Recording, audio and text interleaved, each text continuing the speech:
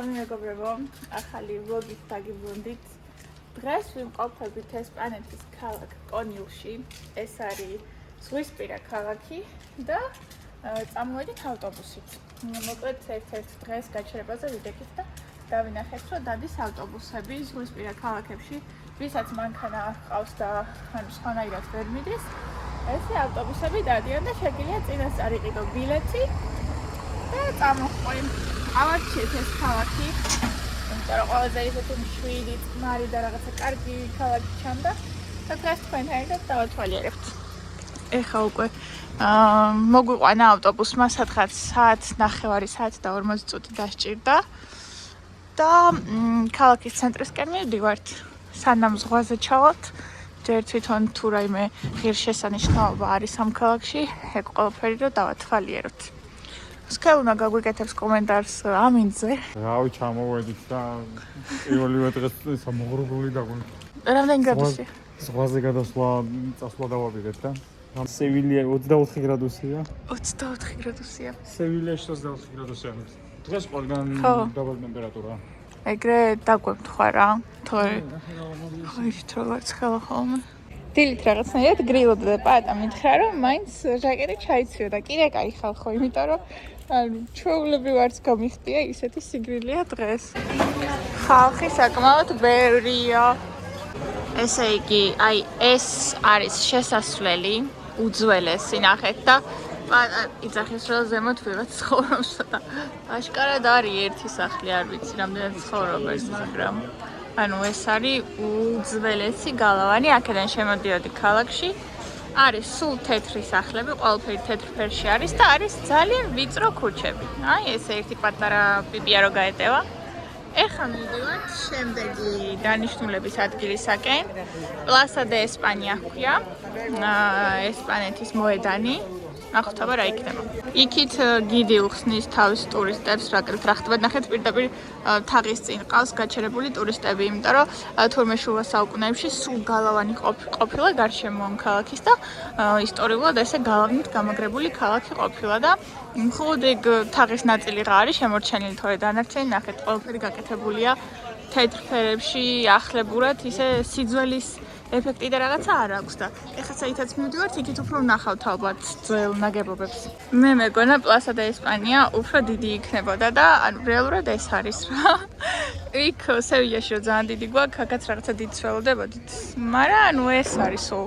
და ეს ძეგლი ყოფილა ცოდნის გადაცემის ძეგლი. ეს მოხუცი კაცი როზის არის პორტუგალიელი მწერალი და ეს ბავშვი რო უდგას წინ, გულისხმობს, ანუ ბავშვი გამოხატავს მომავალ თაობას. და ეს მოხუცი კაცი კითხულობს წიგნს, ანუ ცოდნას გადასცემს ამ ბავშვს, როგორც მომავალ თაობას და ნუ იდი არის ეგ, რომ დიდი თაობებიდან უნდა მივიღოთ ცოდნა. შემდეგი ლოკაცია გახლავთ ამ ქალაქში ყველაზე მნიშვნელოვანი ადგილი, ყველაზე მნიშვნელოვანი ნაგებობა და კოშკი, გუზმანის კოშკი. აშენებულია მე-14 საუკუნეში. ნახეთ რომ ხელა არის და მოკლედ გუზმანის საგვარეულომ ააშენა და მაგიტომ ქვია გუზმანის კოშკი. აშენდა იმიტომ რომ ზღვისთვის ეყურებინა. მაშინ მაგ პერიოდში საკმაოდ სერიოზული საფრთხე იყო მეკობრეების თავდასხმები, ამიტომ თურმე არსებობდა აი ესე სულ ჩაყოლებაზე კოშკების სისტემა, საიდანაც აკონტროლებდნენ ზღვას და აი ეს თავდასხმა არ მომხდარიყო ან რაღაცა, მოკლედ მაგისტრის არის შექმნილი ეს კოშკი. ზემოდან შეგიძლია რომ გადაიხედო, იქით არის ზღვა. აბა მეგობრებო, გადავიხედოთ გუზმანის კოშკიდან. ესეთი ვიწრო ასასვლელია, ვიწრო კიბე არის შიგნით. ყველას შეუძლია შემოსვლა, შემოსვლა არის უფასო. ბას, ნახე აქ რა ხდება. სკამო, აქ შეიძლება რამე რაღაცა არ ვიცი რა ხდება აქ. შეიძლება რამე პრეზენტაცია. ჩამოდიან. ამოვედით და ესეთი ხედი იშლება. აიქეთ. ეხლა გაჩვენებთ ზღვისკენ ხედს. აი. ამიტომ გააკონტროლებდნენ მიდაგითხრა. ხო, კარგად ჩანს ყველაფერი არა? ნახე რომ ხელა სანაპირო ზოლია. ისევ ჩემი iPhone 13-ით ვარ წარმოდგენილი, ამიტომ კარგი ხარისხის ვერ შემოგთავაზებთ, მაგრამ ეს პატარა ქალაქი. ნახე სულ თეთრ ფერში. ეს ჩატმა გვითხრე ხა რაღაცებს ხო ვეკითხები, რომ ანდალუსიისთვის, სანაპირო ზოლისთვის დამახასიათებელია ესეთი თეთრი ფერი რა. ძალიან ბევრი ქალაქი არის სულ თეთრ ფერში. იქით არის ეშმაკის ბორბალი. რაღაცა პატარა პარკი იქნება უეჭველი. ზუსტად გუზმანის კოშკის წინ, აი აქ არის ესეთი ეკრანი, სადაც გადის უძველესი კადრები, როცა ქალაქი ძირითადად მეთევზეობით ირჩენდა თავს, გადიოდნენ ესე ნავებით და უდიდესი ბადეებით თევზაობდნენ, ძირითადი შემოსავლის წყარო ეგ იყო რა. ეხლა ძალიან აქტიურად მიდის თევზაობა, მაგრამ როგორც ხედავთ, ტურისტებიც არ აკლიათ, ამიტომ სავსეა ტურისტებით. სავსეა კი, ძალიან ბევრი ხალხია. მეგობრებო, ამ ქალაქში, კონილში, ყველაზე პოპულარული თევზი საუკუნეების განმავლობაში იყო ტუნა და თურმე რესტორნებშიც ძალიან ისეთი განსაკუთრებული კერძები არის ტუნას კერძები რა, აი ტრადიციული რასაც ქვია და ნახეთ ტუნას ქანდაკება აქვს სანაპიროზე. აქედან უკვე ხო, ზღვაზე გადადიხარ. აქაც მინდა ფოტო. მოვედით ახლა ბულვარში. აქ არის ბაზაზუნა მაღაზიები, სადაც იყიდება ჩანთები, ფეხსაცმელები, ტანსაცმელი, ძალიან ლამაზია ისეთი. ზღვაზე რო ჩაიცვამ ისეთი რაღაცეები, არის ასევე სამკაულები, ძალიან ლამაზი, საყურეები, სამაჯურები, მოკლედ ყველაფერი არის. ერთი მაინტერესებს დაახლოებით ფასებიც რო გაჩვენოთ. ვერცხლის სამკაულები ნახეთ და ეწერა 20 ევრო, 25 ევრო. არ ვიცი ხა ზოგადად რა ფასები არის ხოლმე. და ნორმალური ფასი არ ძალიან იაფი, არ ძალიან ძვირი რა. ნახეთ აფრიკული ნაწნავები კეთდება. თან იქით და პირველი რო დავინახე, ვა მეთქი ერთ ადგილას ხო ნახეთ თურმე რამდენგან კეთდება. ხო, ნახეთ ადგილობრივები არიან. ეხა ის ოჯახი მოდიოდა ჩვენს წინ და ბავშვებს უნდათ და გავიგე ფასი უთხრა თითოეულისთვის 8 ევრო იქნებაო. აი ეს პატარა ბავშვები არიან, ეხა უნდა გაიკეთონ და ფერებს არჩევენ.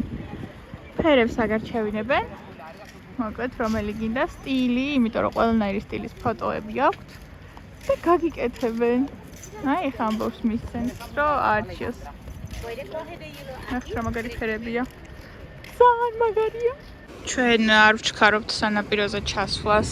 ყველა სანაპიროსკენ მიდის, მაგრამ ჩვენ დავდივართ ქალაქში. რომ ბარემ ვნახოთ კიდე რა შეიძლება აქ რომ ვნახოთ.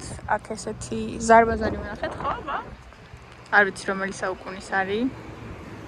მაგრამ აი აქ არის. აქეთ ესეთი ნავია და ეხლა გვეუბნება რომ თუ აიგლით თუ აი ამ აღმართსა და მარცხნივ თუ გადახვალთო, კიდე ძალიან საინტერესო ქანდაკებას დახავთო და რა ვიცი, წავიდეთ და ვნახოთ. ამოვედით ძლივს, აი ეს ქანდაკება იყო საითაც მოვდიოდით ამდენი ხანი. ეხლა წაგიკითხავთ რა ინფორმაცია წავიკითხეთ ამაზე, მოკლედ გამოსახავს მოხუც მეთევზეს, როგორც ხედავთ, რომელიც ეკაჩება თევზსაჭერ ბადეს. აი აქეთ ეს მონუმენტი ეძღვნება კონილის მეთევზეებისა და ქალაქის მდიდარ ზღვაოსნურ თევზჭერის ტრადიციას. და აი აქ როგორც ხედავთ არის ხელები. ეს ყვითელ სტრუქტურაზე ამოტვიფრულია ადგილობრივი მაცხოვრებლების ხელებიო, რაც სიმბოლურად გამოხატავს საზოგადოების კავშირს ამ ისტორიულ ხელობასთან.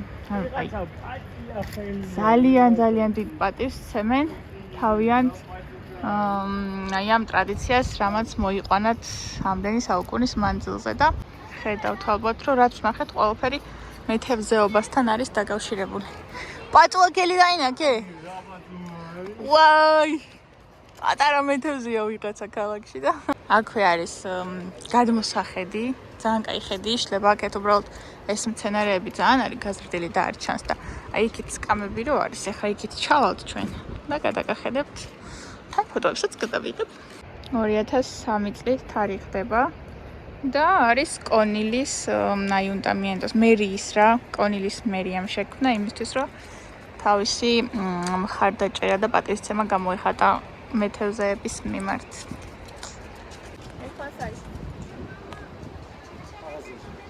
ეხლა ალბათ მაღაზიაში წავალთ. რაღაცა ცოტა სახრუხუნოები ვიყიდოთ სანამ ზღვაზე ჩავალთ და მერე უკვე სანაპირო, იმიტომ რომ ამოვწურეთ ქალაქი. ნახეთ რა კაი ადგილია და რა ხედი იშლება.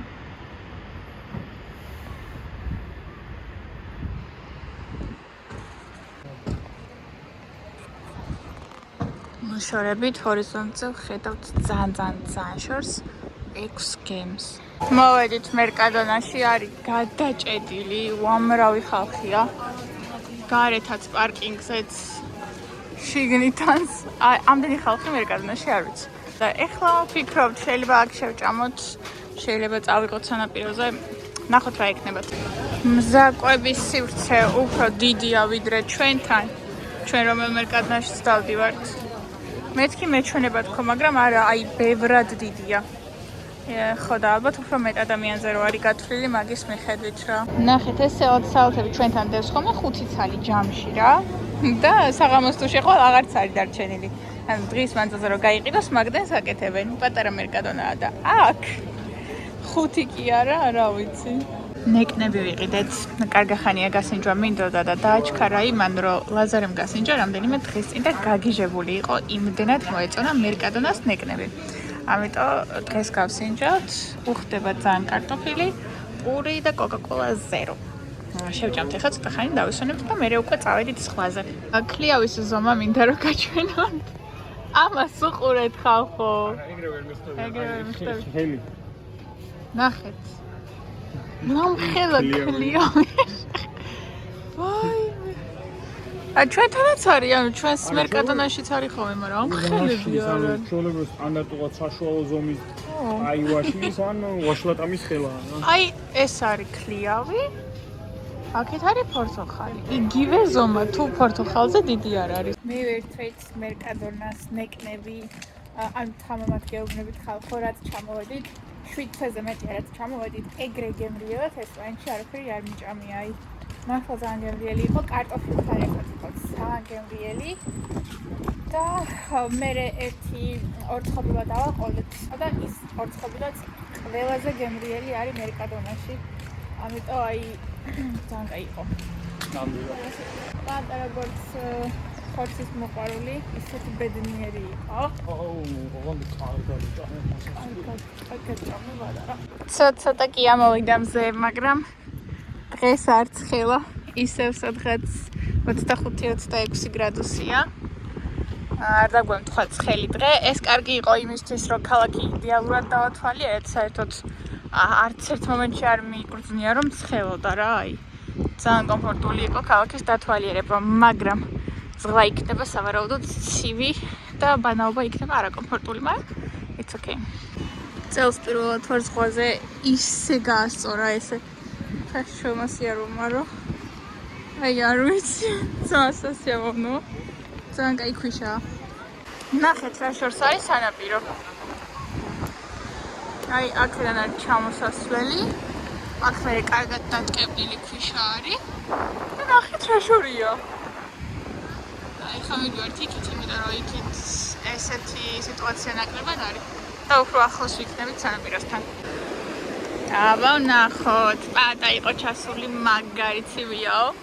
და მე არ მიყვარს ცივი რომ არასდროს არ ჩავდივარ ხოლმე. უბრალოდ ფეხებით შევიჭყუმპულავებ.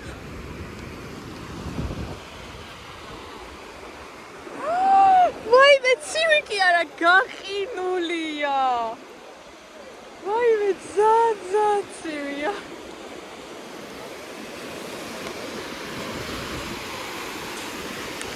აუ რა ცუდია. აუ ძალიან ცუდია.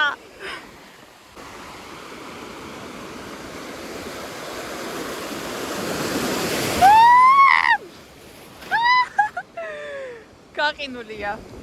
მაგრამ მინდა რომ მთელი სხეულით ჩავიდე.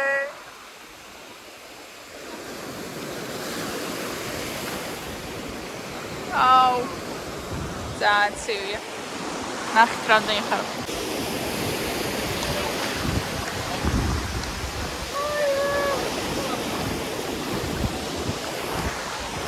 წავალ ახლა ტელეფონს დავტოვებ, იმიტომ რომ ტელეფონით ვერ ვწვევი. და ერთი კარგად ჩავწვევი, ოღონდ აქეთ ნაპირისკენ, იმიტომ რომ ტალღებიც არ არის პატარა.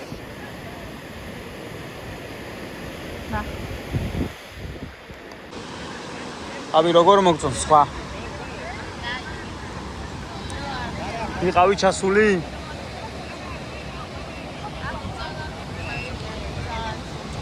ვერ გავიგე? აქ წოლა გირჩევნია.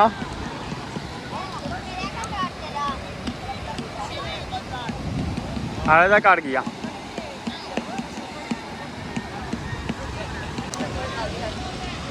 მე მომეწონა რა, ეხა რაც უფრო კაი იქნება, მით უკეთესი.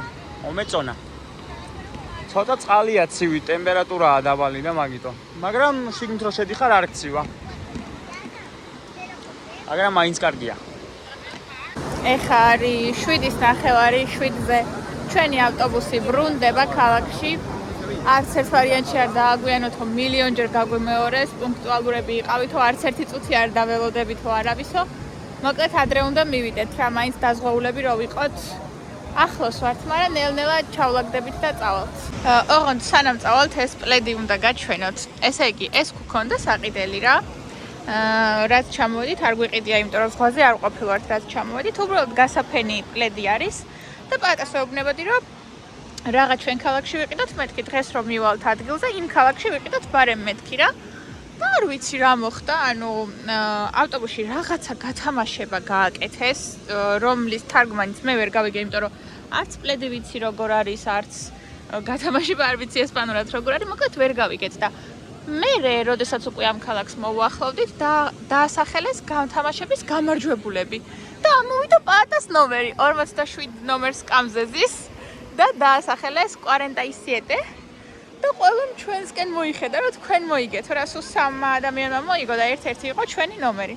და ეს პლედი გვაჩუქეს ხალხო, აი რა მაგარი დამთხევა იყო, წარმოიდგინეთ, ანუ რო ჩამოვიდოდით ავტობუსიდან, მაგ დროს უნდა გვეყიდა.